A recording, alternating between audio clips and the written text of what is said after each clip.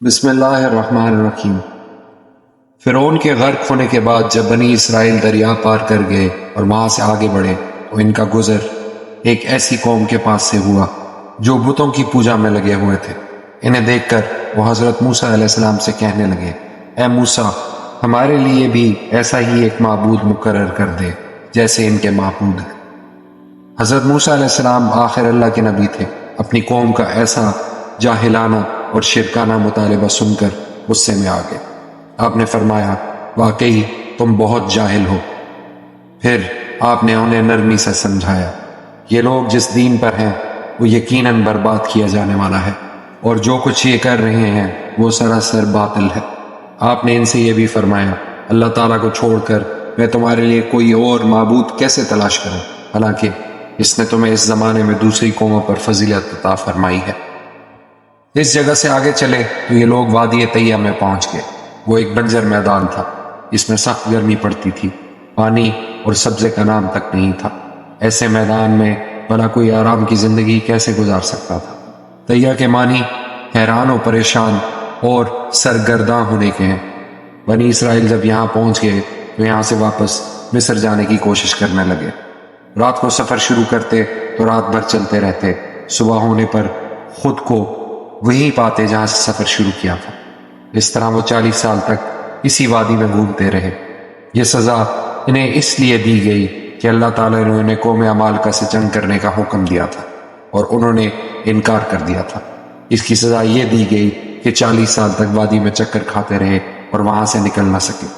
آخر قوم چلا اٹھی اور کہنے لگی، اے موسیٰ، آپ نے تو ہمیں مصر کے پختہ مکانوں سے نکال کر اس میدان میں لا کر ڈال دیا، ہم تو یہاں بھوکے پیاسے مر جائیں گے۔ اس آزادی سے تو وہ غلامی ہی اچھی تھی۔ ان کی بے قراری دیکھ کر آپ نے اللہ تعالیٰ سے دعا کی اور اللہ تعالیٰ نے اس وادی کو طرح طرح کے انعامات عطا کر دیے۔ وہاں 12 چشمے جاری کر دیے۔ حضرت موسیٰ علیہ السلام اپنی عصا کسی پتھر پر مارتے تو وہاں سے چشمہ جاری ہو جاتا۔ اسی طرح ہر قبیلے کا ایک چشمہ ہو گیا۔ پھر وہاں ابر کا سایہ بھی ہونے لگا۔ اب شدید دھوپ کی جگہ اس سائے نے لے لی۔ پھر ایک شکایت انہوں نے کھانے کی چیزوں کی تھی۔ انہوں نے کہا تھا، ہمارے لیے آسمان سے کھانا نازل ہو، تو اللہ تعالیٰ نے من سلوہ نازل کر دیا۔ من بنے ہوئے بٹیر کی شکل میں ہوتا تھا اور سلوہ ایک میٹھی کھانے کی چیز تھی۔ یہ دونوں کھانے آسمان سے گرتے اور ان کے آگے ڈھیر لگ جاتے۔ وہ قوم بہت عجیب تھی۔ روز من سلوہ کھا کھا کر بھی تنگ آ گئے اور کہنے لگے، ہم ہر روز ایک جیسا کھانا نہیں کھا سکتے، ہمارے لیے دعا کریں کہ زمین سے سبزیاں اگائیں۔ فرعون سے آزادی ملنے کے بعد اور وادی طیہ میں ایک مدت گزارنے کے بعد حضرت موسیٰ علیہ السلام نے اللہ تعالیٰ سے عرض کیا، باری تعالیٰ اب مجھے شریعت عطا فرمائے۔ اللہ تعالیٰ نے فرمایا، اے موسیٰ، کوہ طور پر آ کر 30 دن گزارو، روزے رکھو، اعتکاف کرو تاکہ تزکیہ نفس ہو جائے۔ اس کے بعد ہم آپ کو اپنی کتاب تورات دیں گے۔ اللہ تعالیٰ نے 30 راتوں کا وعدہ کیا اور 10 راتوں کا اور اضافہ کیا۔ اس طرح حضرت موسیٰ علیہ السلام نے کوہ طور پر 40 دن گزارے۔ 10 دن کے اضافے کا سبب علماء نے یہ لکھا ہے کہ حضرت موسیٰ علیہ السلام نے ایک دن مسواک کر لی۔ اللہ تعالیٰ کو روزے دار کے منہ کی بو چونکہ مجھ سے زیادہ پسند ہے، اس لیے اللہ تعالیٰ کی طرف سے حکم ہوا، اب 10 روزے اور رکھ کر 40 پورے کرو۔ اللہ تعالیٰ نے کوہ طور پر آپ کو نبوت عطا فرمائی۔ تورات عطا کرنے سے پہلے تزکیہ نفس کے لیے آپ کو 40 روزے رکھنے اور اعتکاف کا حکم ہوا۔ 40 دن بعد اللہ تعالیٰ آپ سے ہم کلام ہوئے۔ آپ اس میں اس قدر محو ہو گئے کہ اللہ تعالیٰ کی دیدار کا مطالبہ کر دیا۔ آپ نے عرض کیا، اے میرے رب، آپ مجھے اپنا جمال دکھا دیں تاکہ میں آپ کو ایک نظر دیکھ لوں۔ اللہ تعالیٰ نے فرمایا، آپ مجھے ہرگز نہیں دیکھ سکتے، مگر ہاں اس پہاڑ کی طرف دیکھتے رہیے، اگر یہ پہاڑ اپنی جگہ قائم رہ گیا تو پھر آپ مجھے دیکھ سکیں گے۔ پھر اللہ تعالیٰ نے پہاڑ پر اپنی تجلی فرمائی۔ اللہ تعالیٰ کی تجلی نے پہاڑ کو ریزہ ریزہ کر دیا۔ حضرت موسیٰ علیہ السلام غش کھا کر گر پڑے۔ آپ ہوش میں آئے تو عرض کیا، یا اللہ، آپ کی ذات پاک ہے، میں آپ کی خدمت میں معذرت کرتا ہوں اور میں سب سے پہلے ایمان لانے والا ہوں۔ مطلب یہ تھا کہ دیدار کی درخواست کر کے میں نے خطا کی، میں اس سے توبہ کرتا ہوں، اور اب میں جان چکا ہوں کہ دنیا میں آپ کا دیدار انسان کے لیے اپنی ظاہری آنکھوں سے بہت مشکل ہے۔ اس معذرت کے بعد اللہ تعالیٰ نے آپ پر انعام فرمایا اور بنی اسرائیل کے لیے تورات عطا فرمائی۔ اللہ تعالیٰ نے آپ سے فرمایا، اے موسیٰ، میں نے آپ کو اپنی رسالت کے لیے اور اپنی ہم کلامی کے لیے تمام لوگوں کی نسبت ایک خاص مقام عطا فرمایا ہے، بس جو کچھ میں نے آپ کو عطا کیا ہے اسے حاصل کر لیں اور شکر کرتے رہیں۔ اس کے بعد اللہ تعالیٰ نے تورات کے بارے میں ارشاد فرمایا، ہم نے چند تختیوں پر ہر قسم کی نصیحت اور ضروری چیزوں کی تفصیل موسیٰ کو لکھ کر دے دی اور کہا کہ اے موسیٰ، ان تختیوں یعنی تورات کو پورے عزم کے ساتھ سنبھال کر رکھ اور اپنی قوم کو حکم دے کہ اس کے بہترین احکام پر قائم رہیں۔ میں عنقریب تمہیں نافرمانی کرنے والوں کا گھر دکھاؤں گا۔ اس کے ساتھ اللہ تعالیٰ نے آپ کو یہ خبر دی، اے موسیٰ، ہم نے تیری قوم کو تیرے نکل آنے کے بعد ایک بلا میں مبتلا کر دیا ہے اور انہیں سامری نے گمراہ کر دیا ہے۔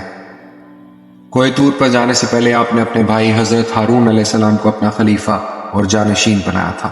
آپ چونکہ قوم کے مزاج سے واقف تھے، اس لیے جاتے ہوئے انہوں نے ان سے فرمایا تھا تم ان کی اصلاح کرتے رہنا۔ حضرت موسیٰ علیہ السلام کی قوم میں ایک شخص سامری نامی تھا، وہ منافق تھا۔ اس نے حضرت موسیٰ علیہ السلام کی غیر حاضری سے فائدہ اٹھایا۔ حضرت موسیٰ علیہ السلام اپنی قوم سے کہہ کر گئے تھے وہ 30 دن بعد واپس آئیں گے، لیکن اللہ تعالیٰ نے آپ کے وہاں ٹھہرنے کی مدت میں 10 دن کا اضافہ فرما دیا۔ اسرائیلی قوم پہلے ہی بہت جلد باز تھی، آپ کے واپس نہ آنے پر طرح طرح کی باتیں کرنے لگی۔ سامری بڑا آدمی مانا جاتا تھا، لیکن تھا غلط آدمی۔ بنی اسرائیل کے پاس کچھ زیورات تھے۔ سامری نے ان لوگوں سے کہا، تم نے یہ زیورات فرعون کے آدمیوں سے لیے تھے؟ اب وہ سب کے سب غرق ہو چکے ہیں اور زیورات تمہارے پاس رہ گئے ہیں۔ یہ زیورات تمہارے لیے حلال نہیں، تم یہ زیورات میرے پاس جمع کروا دو۔ ان لوگوں نے وہ زیورات اس کے پاس جمع کرا دیے۔ اس نے تمام زیورات کو پگھلایا، پھر حضرت جبرائیل علیہ السلام کے گھوڑے کے قدموں کے نیچے کی مٹی لے آیا۔ یہ مٹی اس نے اس وقت سے جمع کر رکھی تھی جب بنی اسرائیل نے دریائے نیل عبور کیا تھا اور حضرت جبرائیل علیہ السلام ان کی رہنمائی کر رہے تھے۔ یہ شخص اس بات کو جان گیا تھا کہ حضرت جبرائیل علیہ السلام کے گھوڑے کے قدم کے نیچے کی مٹی میں اللہ تعالیٰ نے زندگی کی خصوصیت رکھتی ہے۔ سامری نے سونے کو پگھلایا اور وہ مٹی اس میں شامل کر دی، اسے بچڑے کی شکل دے دی۔ وہ بچڑا آواز دینے لگا، یعنی اس میں سے گائے کی آواز نکلنے لگی۔ سامری کی یہ حیرت انگیز ایجاد سامنے آئی تو سامری کہنے لگا، یہ خدا ہے۔ حضرت موسیٰ علیہ السلام اللہ تعالیٰ سے باتیں کرنے کے لیے کوہ طور پر گئے ہیں اور اللہ تعالیٰ خود یہاں آ گئے ہیں۔ بنی اسرائیل میں وہ پہلے ہی با اثر آدمی تھا۔ اب جب اس نے یہ شعبدہ دکھایا تو لوگ اس پر اور زیادہ اعتقاد کرنے لگے، بچڑے کو خدا سمجھ کر اس کی پوجا کرنے لگے۔ سامری کے بارے میں کہا جاتا ہے کہ وہ آل فرعون کا قبطی تھا۔ یہ حضرت موسیٰ علیہ السلام کے پڑوس میں رہتا تھا۔ حضرت موسیٰ علیہ السلام پر ایمان لے آیا۔ جب موسیٰ علیہ السلام بنی اسرائیل کو لے کر مصر سے نکلے تو یہ ساتھ ہو لیا۔ بہرحال اس کے بارے میں بہت مختلف روایات ہیں۔ ہارون علیہ السلام نے قوم کو سمجھانے کی بہت کوشش کی۔ آپ نے ان سے کہا، اے میری قوم، تم اس بچڑے کی وجہ سے آزمائش میں مبتلا ہو گئے ہو اور یقیناً تمہارا رب تو رحمان ہی ہے، سو تم میری راہ پر چلو اور میرا کہنا مانو، سامری کی بات نہ مانو۔ ان لوگوں نے حضرت ہارون علیہ السلام کو جواب دیا، جب تک حضرت موسیٰ علیہ السلام واپس نہیں آ جاتے ہم تو اس بچڑے کی عبادت کرتے رہیں گے۔ ان کی اس ہٹ درمی کے باوجود آپ برابر قوم کو سمجھاتے رہے۔ اس پر ان لاکھوں افراد میں سے صرف 12,000 نے حضرت ہارون علیہ السلام کی بات مانی، باقی گمراہی پر ڈٹے رہے۔ ادھر اللہ تعالیٰ نے موسیٰ علیہ السلام کو خبر دی، اے موسیٰ، ہم نے تیری قوم کو تیرے نکل آنے کے بعد ایک بلا میں مبتلا کر دیا ہے اور انہیں سامری نے گمراہ کر دیا ہے۔ یہ بات حضرت موسیٰ علیہ السلام کے لیے بے حد تکلیف دہ تھی۔ آپ واپس پہنچے تو اپنے بھائی سے پوچھا، اے ہارون، جب تو نے دیکھا کہ یہ گمراہ ہو گئے ہیں تو تجھے میرے حکم کی پیروی کرنے سے کس چیز نے روکا؟ کیا تو نے میرے حکم کی خلاف ورزی کی؟ یعنی میں تمہیں خلیفہ بنا کر گیا تھا اور حکم دے کر گیا تھا کہ ان کی اصلاح کرتے رہنا، پھر تم نے ان کی اصلاح کیوں نہ کی؟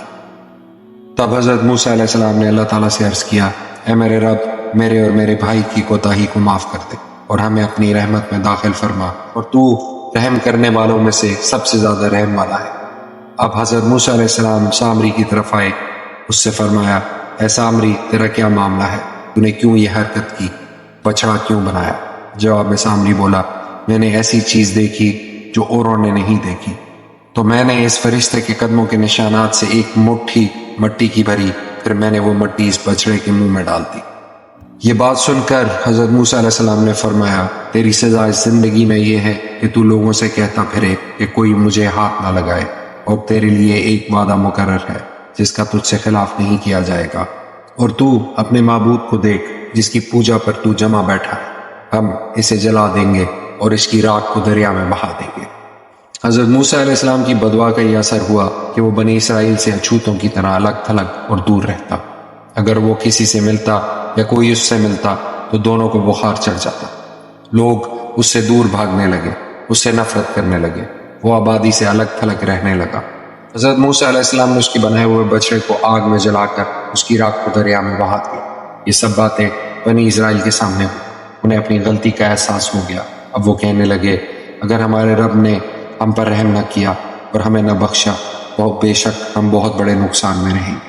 سامری سے فارغ ہونے کے بعد حضرت موسیٰ علیہ السلام نے اللہ تعالیٰ سے عرض کیا، یا اللہ، میری قوم سامری کی باتوں میں آ کر شرک میں مبتلا ہو گئی، اب اس کی توبہ کیوں کر قبول ہو سکتی ہے؟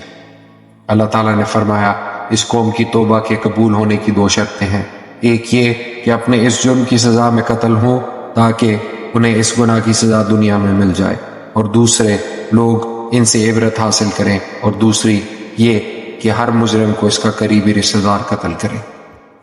اب حضرت موسیٰ علیہ السلام نے قوم سے کہا، تم خدا کا شکر ادا کرو، اس نے تمہاری توبہ قبول کر لی۔ اب تمہیں چاہیے کہ اللہ تعالیٰ نے جو تورات مجھے عطا کی ہے اس کی ہدایات پر عمل کرو۔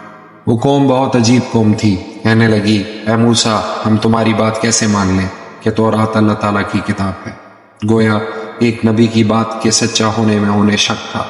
انہیں اطمینان دلانے کے لیے موسیٰ علیہ السلام نے اللہ تعالیٰ سے دعا کی اور ارشاد ہوا، آپ اس قوم کے 70 آدمیوں کو کوہ طور پر لے جائیں، ہم خود انہیں اپنا کلام سنا دیں گے، اس سے انہیں یقین آ جائے گا۔ موسیٰ علیہ السلام نے ان سب سے 70 آدمی منتخب کیے اور کوہ طور پر لے گئے۔ وعدے کے مطابق اللہ تعالیٰ کا کلام انہوں نے اپنے کانوں سے سن لیا۔